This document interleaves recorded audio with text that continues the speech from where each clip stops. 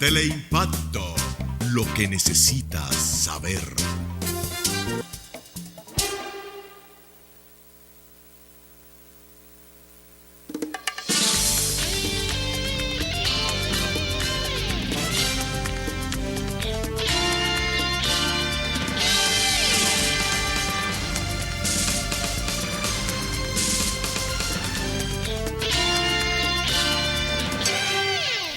Muy buenas tardes, amables televidentes. Bienvenido a esta cita diaria crepuscular nocturna de Teleimpacto, que es al final de la tarde o comenzando la noche. Bien, ponga su caridad en buenas manos. Apoye. El Patronato contra el Cáncer de Villa González Incorporado. Usted que tiene el ánimo cristianísimo de ayudar al prójimo, que no tiene ancho ánimo, usted canaliza esa caridad suya, la canaliza hacia una institución como esa. Villa González, comunidad lejana de Santo Domingo, cercana a Santiago, una comunidad muy trabajadora. Villa González, diríamos, la principal vega tabacalera del país. Y fíjense que la zona de Villa González es la zona más representativa tabacalera de la provincia de Santiago, que tiene alrededor de 57,000 tareas, creo que están ahora mismo, porque no hay duda que las políticas tabacaleras de restricciones y cosas que tienen las organizaciones mundiales de la salud y todo aquello, y los gobiernos mismos actuando contra el cigarrillo, porque no hay duda que el cigarrillo deja secuelas terribles, precisamente de cáncer de pulmón. Y ese cultivo, para cuidar la hoja, se usaban muchos productos, muchos plaguicidas. Esos plaguicidas generalmente también mal conducidos, mal manejados, con malas prácticas, entonces no hay duda que crean problemas futuro de cáncer y todas esas enfermedades catastróficas.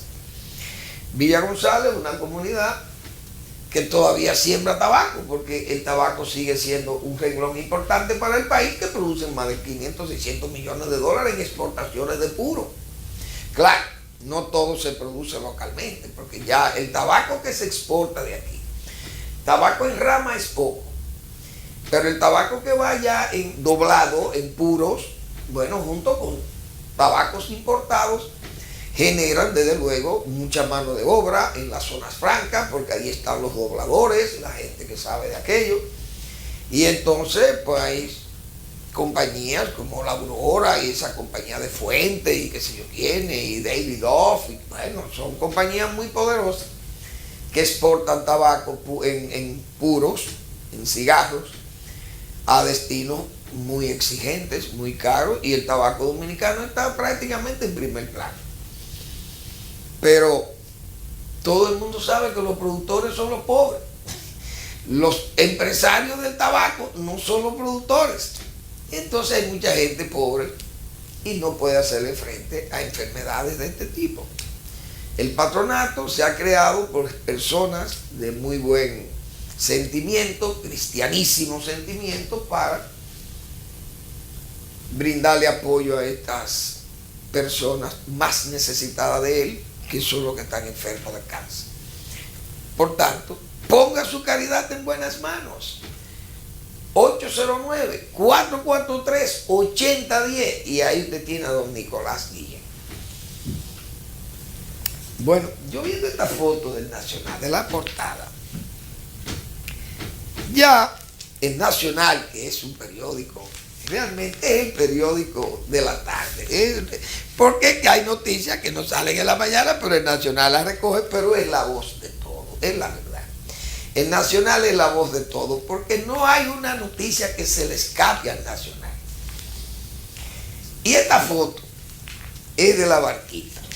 La Barquita es un proyecto precioso del cual tenemos que felicitar al gobierno y al presidente Medina, que ha tenido diríamos, arremetió contra esas condiciones deplorables de vida, inhabitables, donde estaba la gente de La Barquita viviendo, y decidió hacer este proyecto modélico, sacar a esa gente del barro, del lodo prácticamente, de la inundación, y llevarlo a terreno firme, seguro y cómodo, en apartamentos muy seguros, pero que requieren de un nivel de condómine de esos apartamentos, que yo no sé si eso podrá ser exitoso mañana, porque está demostrado que las personas que van a vivir en esos apartamentos construidos así por el Estado no tienen una cultura para vivir en ese tipo de apartamentos. Primero, porque esos apartamentos tienen gastos comunes.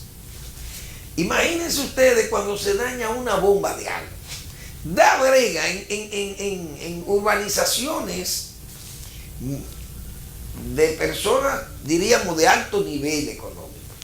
Da brega a usted recoger dinero cuando se daña un equipo de área común para ser reparado. Imagínense ustedes en estos proyectos de gente realmente que está en condiciones, diríamos, de pobreza extrema.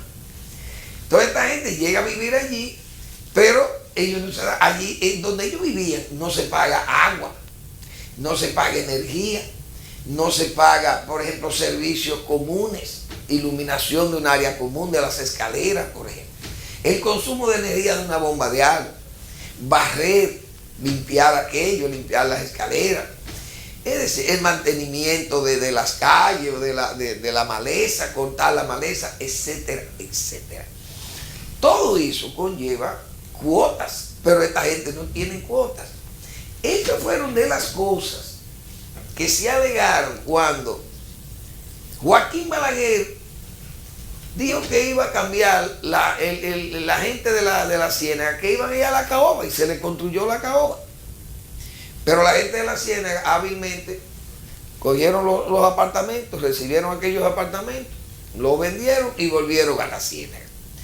Los gobiernos que le siguieron a Balaguer hábilmente, o no hábilmente, sino dentro de sus planes, que él quería limpiar eso primero para luego entonces echar ahí el proyecto de la avenida del puerto extendida.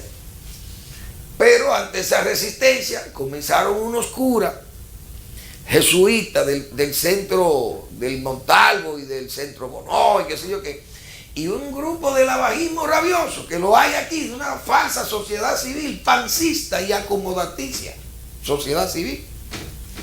Comenzaron a presionar para que la gente no se mudara de ahí, porque la gente no tiene recursos para pagar esos servicios. Y segundo, todavía algo más importante, que yo no sé cómo la gente de la Barranquita no ha alegado eso, de la Barranquita, perdón,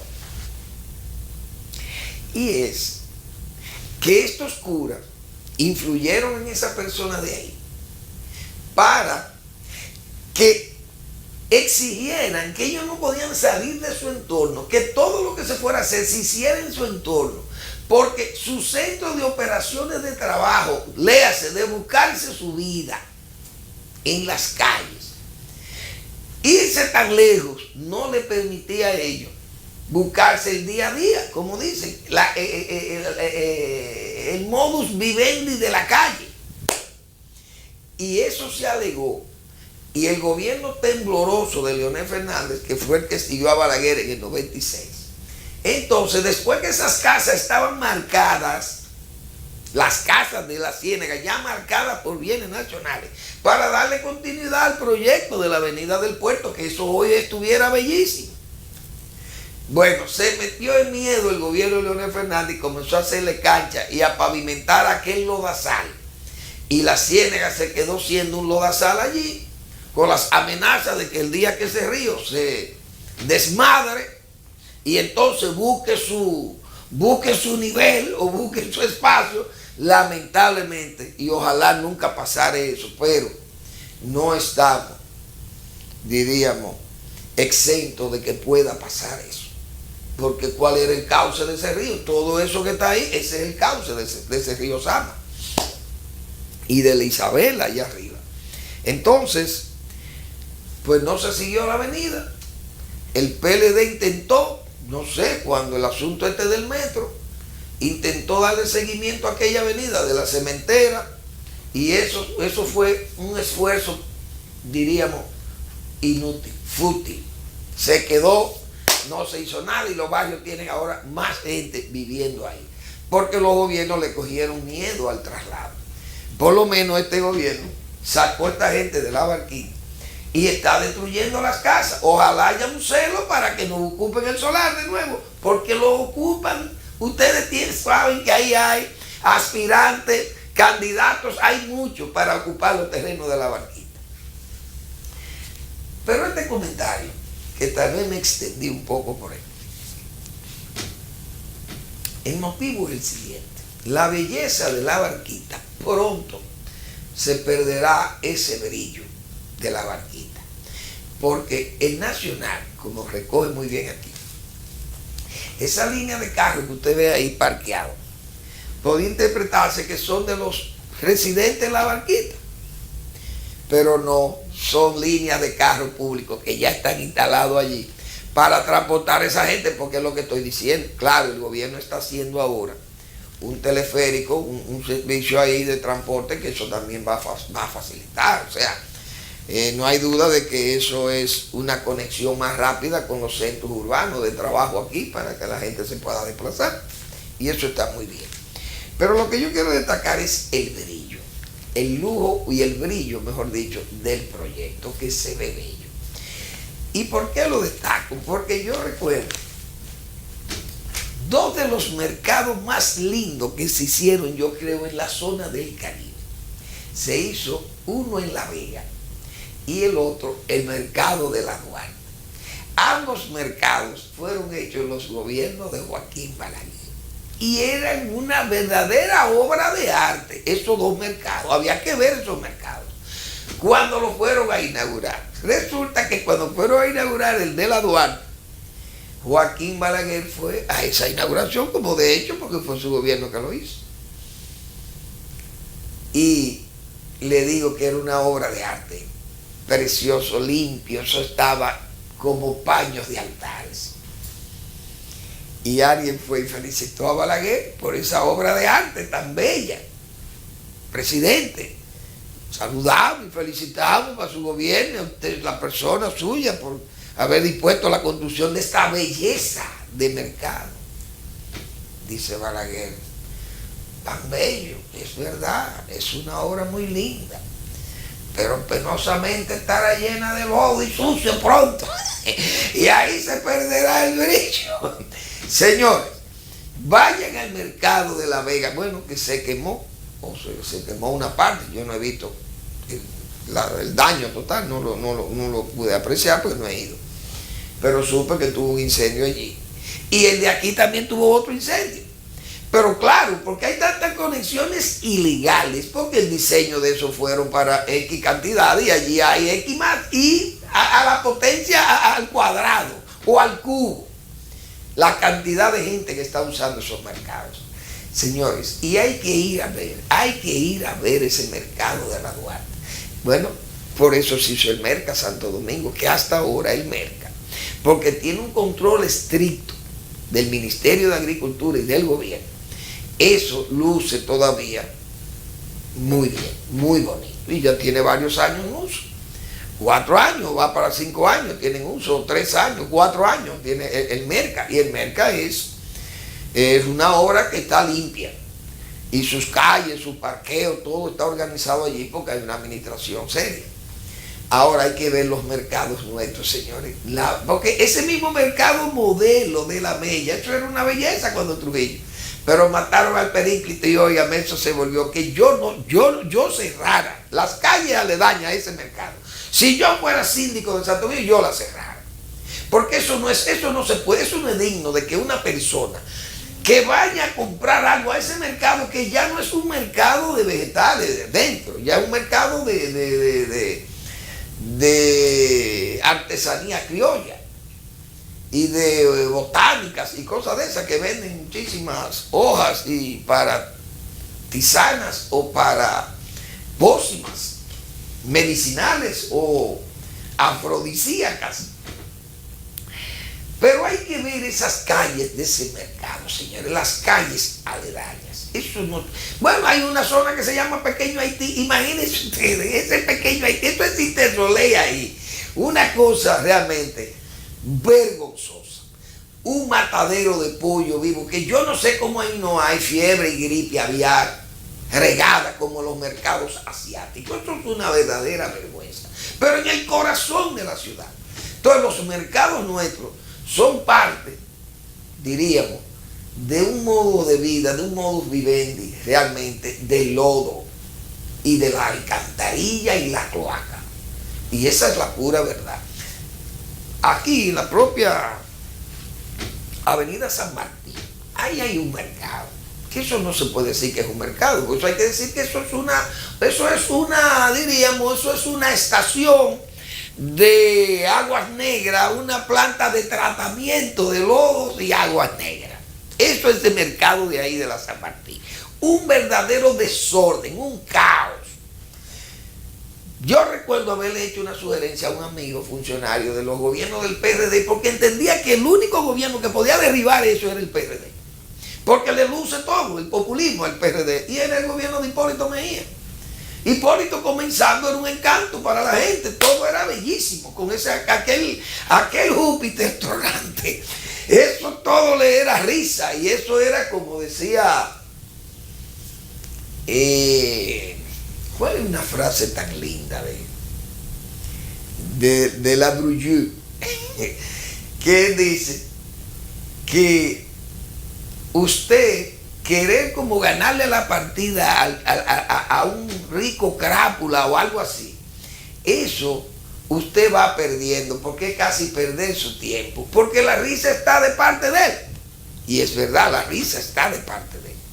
Entonces, en el gobierno de Hipólito Mejía, ese gobierno podía hacer lo que le daba la gana y nadie protestaba, por lo menos en primero y segundo año. Señores, tumben ese mercado de la avenida San Martín. Y ahí se puede construir la Plaza de las Frutas Dominicanas. Es decir, un mercado con toque humano.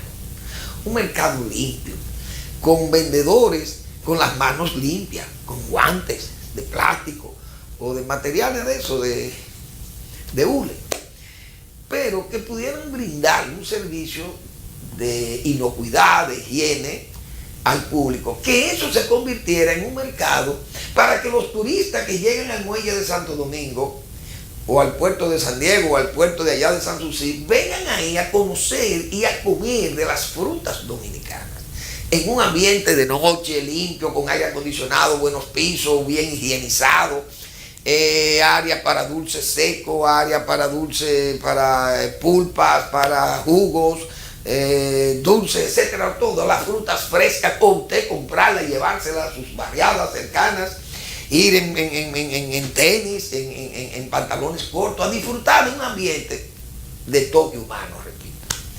Pero no fue posible, no quisieron meterse en el proyecto se quedó. Y ahí sigue esa posilga, porque hay que decirle así, eso es una verdadera posilga en medio de la ciudad. Entonces yo no sé cómo podemos combinar progreso, turismo, buenas prácticas, desarrollo, urbanismo, ornato. Yo no sé cómo podemos combinar eso cuando vemos en Santo Domingo los mercados más pútridos y más sucios del mundo. Yo pienso que están en República Dominicana. No hay un mercado, uno, señores, en la feria, en la ciudad ganadera, mejor dicho.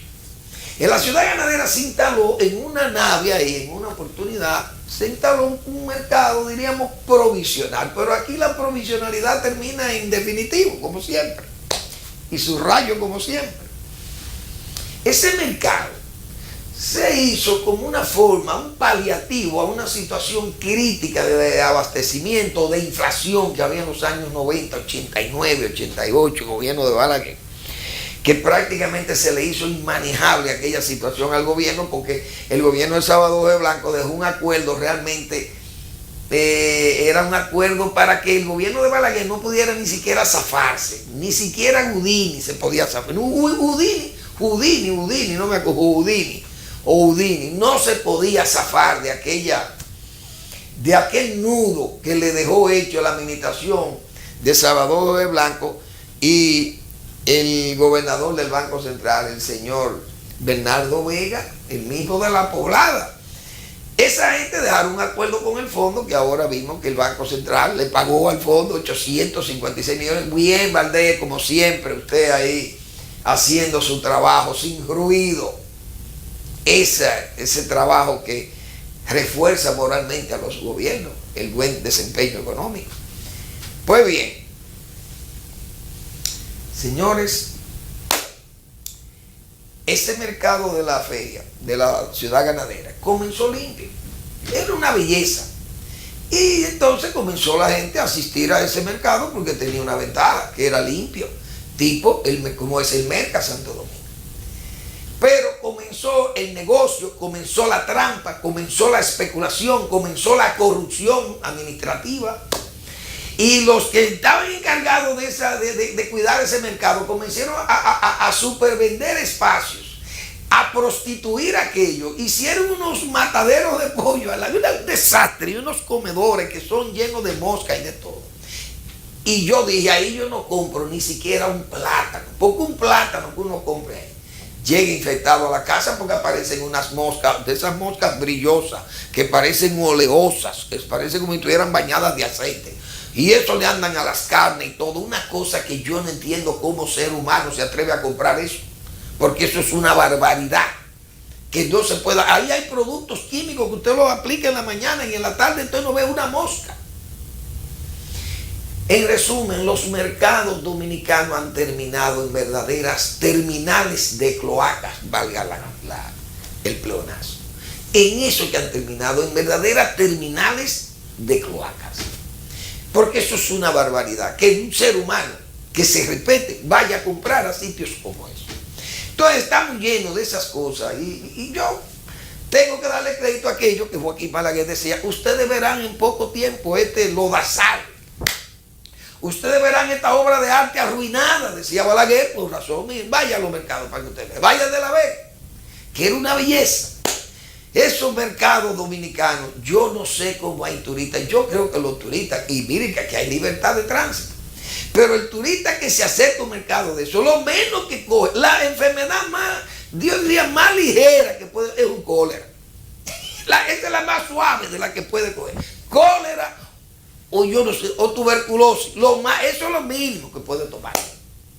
Porque así es que están nuestros mercados, que es una vergüenza. Esos mercados de Santiago, señores, eso es una barbaridad. La suerte que estas cadenas de supermercados han hecho estos mercados, han obligado a otros mercados a crecer también, y hasta los colmados han mejorado la higiene, y hoy se pueden adquirir algunos productos, por lo menos en esos establecimientos, pero resulta que esos productos vienen también muchas veces de esos mercados, porque son mercados que se han convertido en mercados de suplidores.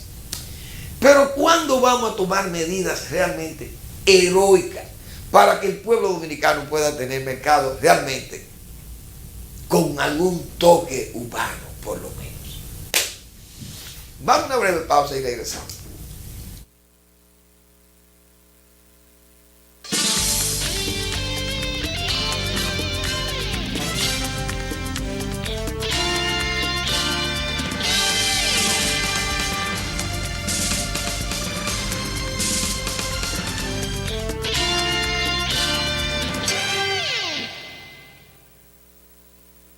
¿Por qué es importante un sistema de pagos moderno y eficiente? Ha llegado el fin de mes y esperas la entrega de tu sueldo. Ya has calculado el pago de tus cuentas. Préstamo, casa, carro, luz, teléfono, estudios, comida. Pero imagina que solo te pudieran pagar en efectivo. Y no existen instrumentos de pago modernos y confiables que te faciliten cumplir a tiempo con tus compromisos. Esto afectaría tu vida diaria y también la vida de tus relacionados y de las demás personas. Quedarías mal. Perderías muchas oportunidades y tiempo. Para facilitar el uso eficiente del dinero en compras, ventas, pagos y transferencias, el Banco Central Garantiza el adecuado funcionamiento del sistema de pagos, creando normas y reglamentos, autorizando instrumentos de pagos, tarjetas de crédito, débito y prepagadas, cheques, pagos móviles, transferencias nacionales y a Centroamérica para que la población pueda realizar sus actividades económicas con rapidez y seguridad, pagos en tiempo real y tránsitos mínimos, logrando un notable ahorro de tiempo, contribuyendo así al buen funcionamiento del sistema financiero y de la economía. Porque un sistema de pagos confiable es parte importante del esfuerzo que hacemos para convertir tus sueños de hoy en tus logros de mañana. Campaña de Educación Económica y Financiera del Banco Central de la República Dominicana. Por la estabilidad y el crecimiento.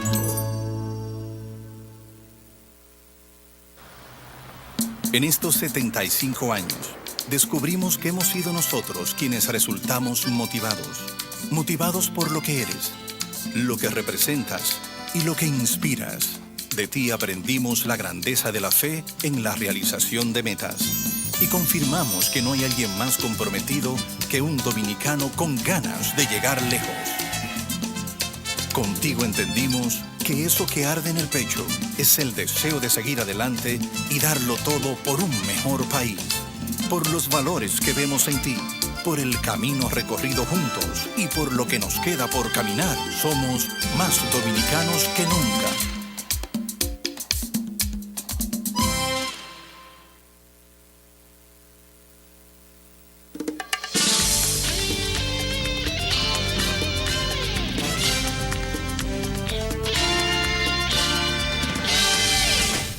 Café Racer, ahí está el café para jóvenes de la alta velocidad, para los adultos que quieran compartir con jóvenes que les encantan esos temas.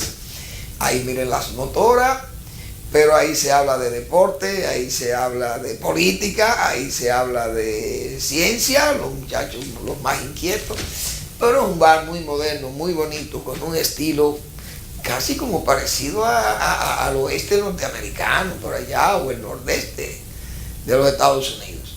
Es un bar muy elegante, muy bonito, en la calle Agustín Lara, casi esquina Rafael Augusto Sánchez, aquí en Santo Domingo. Vayan al Café Racer, que tienen también, hay comida y tragos económicos, muy económicos, y todos los tragos que le gustan a los jóvenes y a los adultos, no hay duda. Bueno, señores, esto fue una noticia que fue publicada ayer por el periódico El Día. Esto fue publicado jueves 21, ayer. 2.000 funcionarios no han declarado sus bienes. Señores, yo creo que la República Dominicana no puede seguir en esta ilegalidad, porque nosotros, ¿para qué pueblo del mundo se puede progresar o puede desarrollar? Yo me atrevo ya a decir, y no soy pesimista, pero me atrevo a decir ya, que el colapso que ha colapsado el futuro hoy. Es decir, yo no sé con qué nos vamos a enfrentar, o por lo menos ya uno sabe, mejor dicho, con qué nos vamos a enfrentar, que es con el fracaso. Yo soy muy aforístico también, yo lo reconozco, apelo a muchos aforismos y a muchas sentencias y criterios, ideas que da una gente importante, gente que piensa mucho y que ha revolucionado el mundo. Woody Allen, que es un cineasta genial y un tipo genial también, o sea, un tipo sumamente productivo y capaz. A Woody Allen le preguntó un periodista en Barcelona: Woody, ¿qué es lo que tú más cuidas? Y dijo él: lo que yo más cuido es el futuro. Y le dice el periodista: ¿y por qué? Dice él: porque eso es lo que me queda de vida. Fíjense qué bien eso, qué buen enfoque tiene de lo que le queda de vida, del futuro. Pero señor, el futuro no es para mí, es el futuro de los nuestros. ¿Qué es lo que le vamos a dejar? Un país devastado. Un país devastado por jabalíes, por la generación más voraz de vividores que ha tenido la historia de la República Dominicana. En los últimos 50 años tenemos una historia, señores, de políticos que prácticamente se han comportado como jabalíes contra el Estado. Después de la muerte de Trujillo, aquí lo que ha primado es el saqueo. Pero no hay un preso, señores, no hay un preso por haber saqueado el Estado Dominicano. Y miren que hay que ver la riqueza que dejó Trujillo aquí. Para que tengan una idea, yo creo que había alrededor de 250, más de 200, ¿qué 250? Yo creo que 2.500 kilómetros de riel, en el centro se perdió todo. Masas de molino, eso se perdieron calderines, calderas, se perdieron tachos, ahí se perdieron los evaporadores, calentadores, plantas eléctricas. Del CEA se perdió de todo, puentes de hierro robados y vendidos como chatarra. El CEA fue liquidado, toda Corde fue liquidada, la tierra del Estado liquidada, todo ha sido liquidado y siguen todavía en forma voraz. Se siguen perdiendo los recursos del Estado y no hay una gente que esté detenida o que haya cumplido 2 meses de prisión por ser acusado de saqueo de los bienes públicos. Al contrario, entonces no llenan las revistas sociales, aquellas revistas de floja y descuidada ética, en sus satinadas páginas salen en las sociales los principales saqueadores y depredadores o hijos o familiares de esos depredadores iniciales. Y el país no dice nada. Entonces, yo creo que nos está faltando un carácter nacional para una voluntad política para ponerle freno a esto. Porque, señores, ¿por qué que la política ahora mismo en la República Dominicana ya no se necesita ni el discurso, ni la ideología? No se necesita. Yo creo que ya lo que se necesita es el dinero, la acción prebendaria. No se necesita más nada, la acción prebendaria, ofrecer lo que tiene el Estado y bueno, y ya con esto es que hay que hacer. Porque como, miren esto, señores, 2.000 funcionarios no han declarado su bien. Una cosa tan fácil de resolver. Lo primero que hay que hacer es no pagar con un decreto de la Presidencia de la República. No le pague a nadie que no haya hecho su declaración y ahí mismo aparece todo el mundo. Porque nadie, ¿quién va a ir a trabajar de gratis al gobierno? Porque ni los regidores, señores, que eran honoríficos todos, y los consejos directivos, todos cobran más dinero que el propio presidente de la República. Entonces, si no hay esa voluntad política, porque leyes y normas constitucionales que mandatan lo que hay que hacer están todas ahí, pero nadie las quiere cumplir.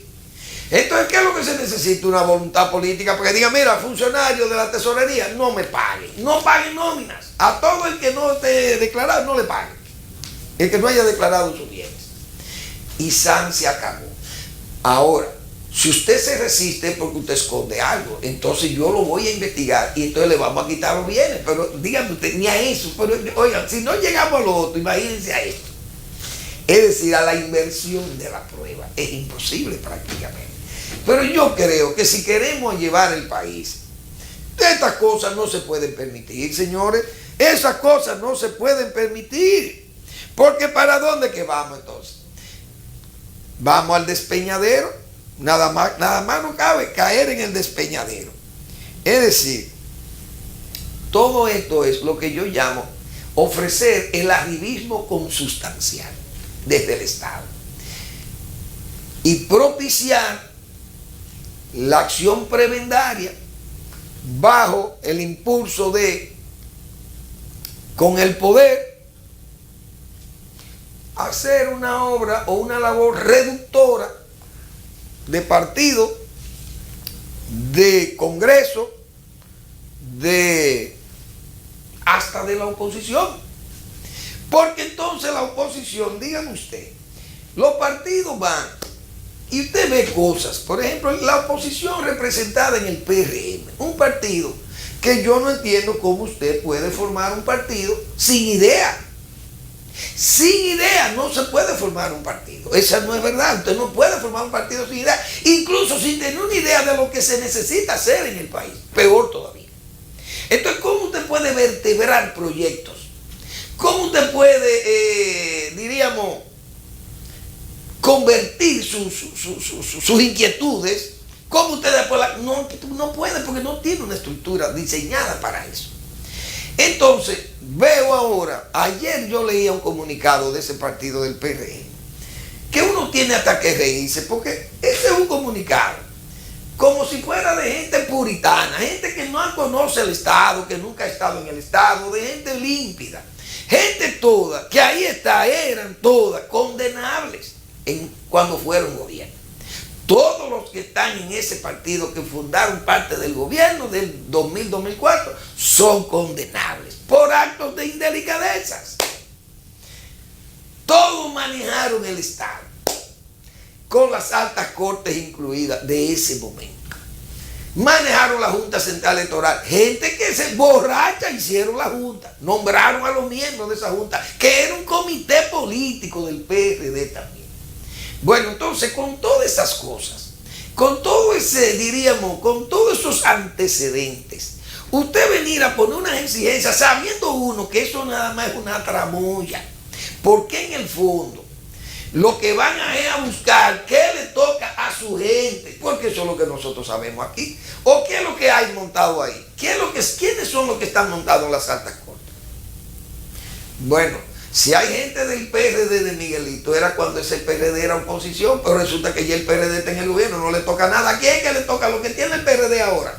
En esa alta corte, ¿a quién le toca? Al PRM, que es el mayoritario de esa oposición, pero eso lo sabe todo el mundo. ¿Ustedes creen que ellos van a venir y que con gente que no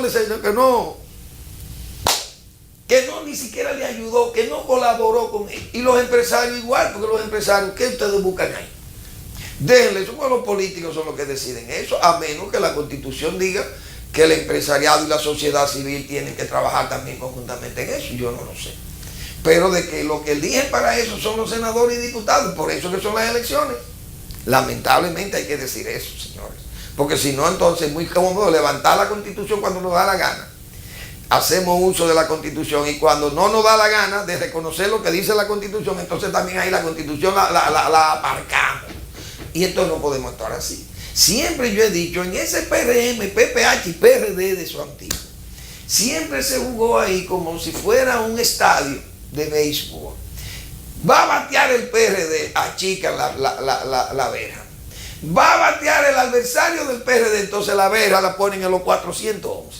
Entonces así no vamos a poder, no vamos a llegar a ningún lado. Hay que ser en esto, ser hasta, yo diría ser sincero. Miren, nosotros quisiéramos que si se van a repartir la corte, toquemos nosotros. Ahora, los líderes mayores. ¿Qué pasó? Yo me he cansado aquí de citar, pero muchísimas veces, el caso de Caballero de Cotuí. Una comunidad lejanísima, de allá del nordeste, de la provincia Sánchez Ramírez. Y ahí fue un jueves, si mal no recuerdo, fue un jueves que fuimos ahí a inaugurar una escuela con Joaquín Balaguer. La escuela de Caballero, ahí en la provincia de Sánchez Ramírez. Jueves, si mal no recuerdo. Y entonces, ahí le hicieron dos preguntas de las cuales yo me he referido. Una fue al caso de Próspero Abril, que era de que el presidente de Haití en ese momento, eran unos presidentes que duraban 15 días ahí, uno mequetrefe de presidente. Como anda todavía Haití lo mismo, porque el que salió de allí era un músico, un nudista, imagínense ustedes, un rockero nudista. Probablemente también porque todo el que hace eso es bajo los efectos no del alcohol, sino de las drogas, porque eso lo sabemos muy bien en este mundo. Y fue la vez que a Joaquín Balaguer, el propio doctor José Francisco Peña Gómez hizo una declaración pública pidiendo que se politizara la Junta Central Electoral, en el sentido de que de los 5 jueces, 3 representaran los partidos mayores. Recuerdo yo, no sé si por demagogia por hipocresía, no sé. Pero Balaguer dijo, a mí me parece que eso no es bueno, que eso no es una medida adecuada, llevar la política partidarista a la Junta, porque eso va a crear una situación tensa continuamente. Pero si la mayoría dice que sí, dijo Balaguer, entonces acogemos la propuesta del doctor Peña Gómez. Insisto, no va a ser posible llevar el buen ambiente allí, porque eso va a crear problemas. No, el PLD de don Juan Bosch también aprobó la propuesta de Peña y Balaguer se acogió a la mayoría. Joaquín Balaguer nombró, recuerdo yo, a Luis Dime Pablo, un hombre muy bueno, un reformista cabal. El PRD llevó, yo no sé si fue un señor Roble, y el PLD llevó a otro señor que yo no me acuerdo los nombres de esos dos jueces, pero ese era un señor que tenía unas canas muy tupidas, en la cabeza totalmente encanecida, pero no recuerdo su nombre, gente muy seria. ¿Qué pasó? Se murió Luis Dime Pablo, como al mes de haber sido nombrado. Balaguer, que no jugaba con asuntos electorales, Balaguer dijo, esta es la oportunidad mía para yo meter un tigre como juez de esa corte, de esa alta corte del momento, del Tribunal Electoral. Y nombró ahí a Leonardo Matos Berrido, todo un tigre en asunto electoral. Y eso trajo una disputa que el primero que se rezongó fue el profesor Juan Bosch, que lo objetó por un asunto pasado que tenía ese señor, un pasado lamentable, que estuvo envuelto en una situación de sangre, de un crimen, una cosa de eso. Y entonces un asunto pasional, desde luego, y eso pues, era una forma de objetarlo al señor. Pero Balaguer sabía la calidad de tigre electoral que era ese señor. Bueno, un felino en esos asuntos. Señor, eso trajo problemas serísimos de discusión y cosas. Pero aún así las elecciones terminaron, todo el mundo sabe cómo terminaron las elecciones del 90. Tan cuestionadas y muchísimos problemas con el PLD, precisamente con don Juan Bosch, el PLD. En resumen, comenzó la politización porque lo quiso el PRD, lo aprobó el PLD de don Juan y Balaguer no se vio obligado a aceptar la mayoría. Miren por dónde andan los problemas hoy. ¿Quién lo sugirió? Lo que hoy quieren que lo quiten, porque así pasó con el estupro, como le señala el doctor Castillo, a la Constitución del 94, lo mismo. Hubo que desmontar todas las sandeces y todas las idioteces y todas las fórmulas caquivanas que se inventaron para cambiar la Constitución, y miren dónde terminó eso. Que hace un corralito y una cosa, un desorden que hubo que quitarlo todo, y al final terminamos quitando hasta la reelección de bueno, o el impedimento a la reelección. En resumen, la política es para políticos. Y usted, si va a fundar un partido político, usted tiene que fundar un partido con idea. Un partido que tenga idea. Si usted forma un partido sin idea, usted no está fundando nada, porque no tiene ni siquiera una idea del país mismo que usted quiere sacar a camino. Esa es la verdad. Y creo que esa es la verdad con la que está pasando en el PRM, que al final va a terminar aceptando que le pongan su gente, porque si no se van a quedar sin nadie, porque la costumbre es a los prebendarios. Todos estos funcionarios se dan esos lujos de hacer eso porque es que ellos son necesarios para seguir en esto, en lo consustancial. No se le puede aplicar la ley para eso. Entonces el país, como digo yo, ya colapsó su futuro hoy, lamentablemente. Esa es la pura verdad. Bueno, yo quería hacer un comentario del caso de Colombia.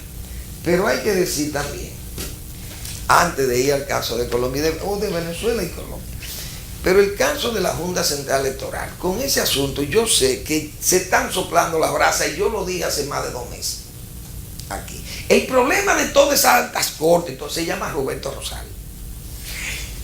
Se están soplando. Cuando salga Roberto Rosario de esa junta, ahí mismo se cayó todo. El PRM se calla, ya nadie más habla de eso, y el PRM va a buscar su cuota. Mire, la cuota que le dieron a Miguel es la que me toca a mí, porque nosotros somos la mayoría de la oposición. Aquí vengan mis cargos y así es que va a pasar. Lo importante es sacar a Roberto Rosario. ¿Por qué? Porque yo dije aquí, señores, y para mí todavía sigo convencido. Esa es mi convicción. A lo mejor estoy equivocado, pero esa es mi convicción. Roberto Rosario, señores, sacó a Winé, sacó 300,000 Winé, falsos, votantes falsos que votaban antes, como Winé que dijo que votó 3 veces, pero lo desenmascaró, le quitó la máscara a los Winé y a los que apoyaron a Winé, que son los mismos que están ahí con máscara puesta en esa sociedad civil pancista y acomodaticia que se llama participación ciudadana, en fin, y todas esas cosas ligadas ahí, con embajadas, USAID y todo. Y se persigue quitar a Roberto Rosario, que es el problema, porque ese señor le sacó 300,000 Winé falsos de ese registro, que eran haitianos que pasaban como dominicanos. Y no se lo van a perdonar a Roberto Rosario. El 16 de agosto, si cambian a Roberto Rosario el 17 o el 18 o el 20, ahí mismo se acabó toda la discusión de las altas cortes y nadie más habla de eso, porque lo que hay que sacar de circulación es a Roberto Rosario.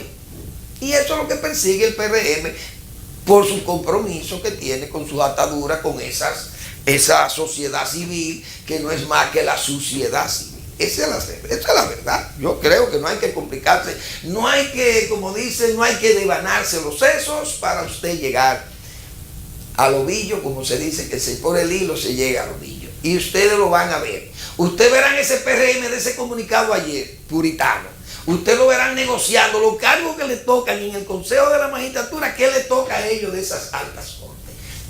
Pero aquí nos conocemos todos y sabemos para lo que da cada quien. Lo vamos a ver muy pronto. Bueno, señores, en Venezuela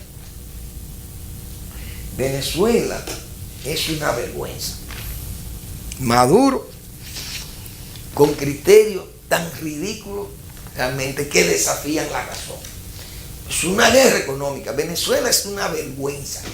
80 establecimientos de McDonald's tienen que cerrar, porque no pueden operar en Venezuela, porque no hay ni siquiera divisa para importar materia prima. Y la gente anda desesperada, pues también sin dinero. Bueno, un desastre y una inflación comiéndose a Venezuela. Venezuela, ahora vi que van a involucrar el Vaticano en esto. Bueno, el Vaticano, el Papa es peronista. El Papa tendrá su afición con los químicos y sus cosas, y tal vez tiene algún mecanismo de que esta gente le hagan caso. Son amigos de los Castro, el Papa también. Es decir, que el Papa tiene muy buenas relaciones con los líderes latinoamericanos, los progresistas principalmente, porque con Macri tiene, parece, sus diferencias.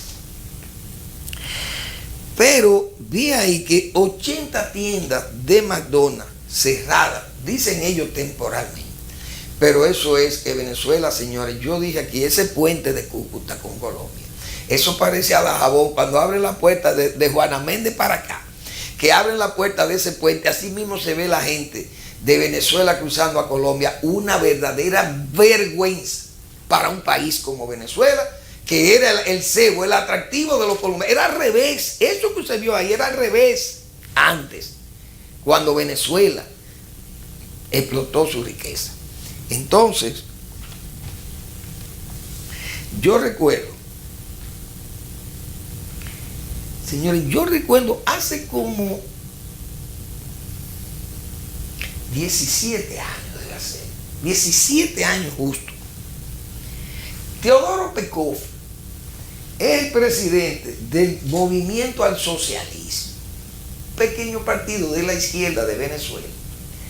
Pero él comprendió que Chávez no era lo que necesitaba Venezuela y objetó a Chávez. Pekov es una persona muy interesante y es un periodista tremendo. Bueno, el chavismo le cerró el periódico que tenía y entonces abrió un periódico virtual, que yo hablé de eso no hace mucho aquí. Estuve hablando de ese periódico de Pekov. Y Pekov lo que se maneje por las redes, porque no tiene ni siquiera recursos, porque lo han quebrado, porque es que el hombre es de izquierda, pero él no acepta esa farsa de izquierda, de madurismo y chavismo, y para él eso no era izquierda, eso era populismo o autoritario, más nada. Y siempre dijo que eso era populismo. Pero hubo una expresión que dijo Teodoro Pekov, comenzando el chavismo. Chávez comenzó con su revolución bolivariana y esta es la revolución del siglo XXI. Yo digo, bueno, el socialismo siglo XXI. Dijo Teodoro Pekov, señores, eso no es socialismo ni nada. El chavismo o Chávez ha hecho el extraordinario, ha escenificado el extraordinario esfuerzo de crear una revolución virtual. Que el único logro que ha tenido esa revolución virtual es haberse convertido en una verdadera contrarrevolución. Teodoro Pekov, hace 17 años que Teodoro Pekov dijo esa expresión, yo la recuerdo como ahora. Fíjense que no la he olvidado. El chavismo, él ha escenificado el extraordinario esfuerzo o escenario de crear una revolución virtual, que el único logro es que le ha dejado a Venezuela es haber creado una verdadera contrarrevolución, decía Teodoro Pekov. Y ahí está la contrarrevolución. Miren en la situación que está Venezuela. Yo saludo realmente esa personalidad de Teodoro Pekov. Qué hombre tan inteligente, tan visionario. Porque, señores, ahí está la contrarrevolución. Eso fue lo que se creó. Entonces, Chávez el pobre y este otro loco que anda ahí de presidente, esa gente pensaron que era verdad, que ellos estaban creando una revolución, la revolución bolivariana. Todos dijimos, eso es pan para hoy, hambre para mañana. Miren cómo está Venezuela. Una verdadera vergüenza, que no la quiere admitir el régimen. Pero eso se está desplomando, como decía Václav Havel. Al comunismo no lo tumbó el ejército. El pueblo, la vida del pueblo fue lo que tumbó al comunismo, a la Unión Soviética. Pero este patanita de allí no se quiere dar cuenta de aquello y van a llevar a Venezuela. Yo no sé hasta qué nivel de londón va a llegar Venezuela. Colombia, que es un país que está al lado, y es otro país, que son de los países lejanos, más cercanos a nosotros. Porque el más cercano es el más lejano de nosotros, que es Haití. Colombia tiene una situación ahora muy difícil porque van a un plebiscito. Un país que vaya a un plebiscito por un asunto de negociaciones de paz con unas guerrillas que, como dice Uribe, ¿cómo es posible que usted haga al terrorismo, lo haga oposición? No puede ser. Usted tiene que deponer las armas y todo, porque esta todavía no ha depuesto las armas en España y todavía sigue siendo el grupo terrorista.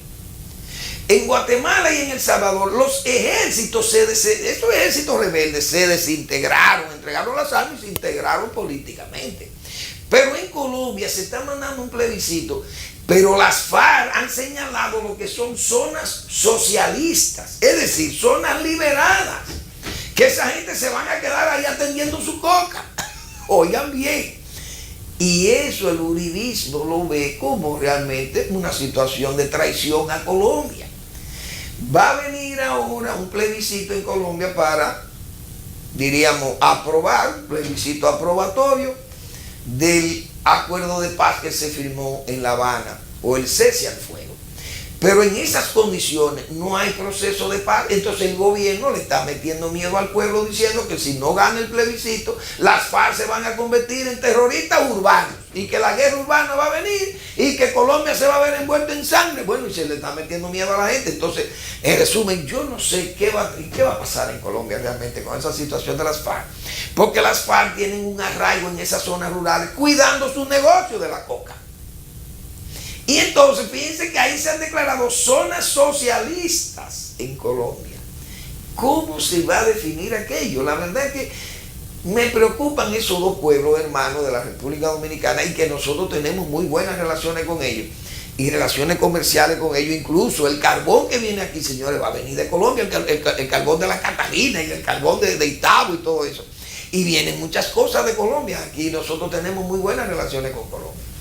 Pero parece que esos dos pueblos se han descompuesto o se han propuesto descomponerlo, sus dirigentes, y eso es una pena que pase eso en esta América. Señores, yo quiero despedir el programa lamentando muchísimo la muerte de dos ramas que nos ha podado la naturaleza, dos ramas importantes del sector agropecuario.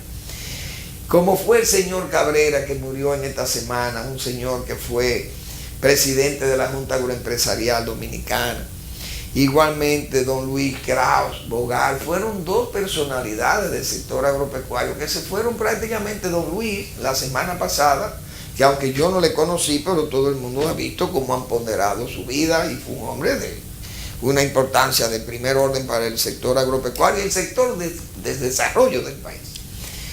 Y el señor Cabrera, que fue presidente de la Junta Agroempresarial Dominicana, un hombre extraordinariamente bueno, un buen productor también, y por eso lamentamos muchísimo que esto ha sido una semana muy triste para el sector agropecuario, tanto el final de la otra y esta misma terminando, por la muerte de esas dos personalidades del sector agropecuario que nosotros lamentamos mucho.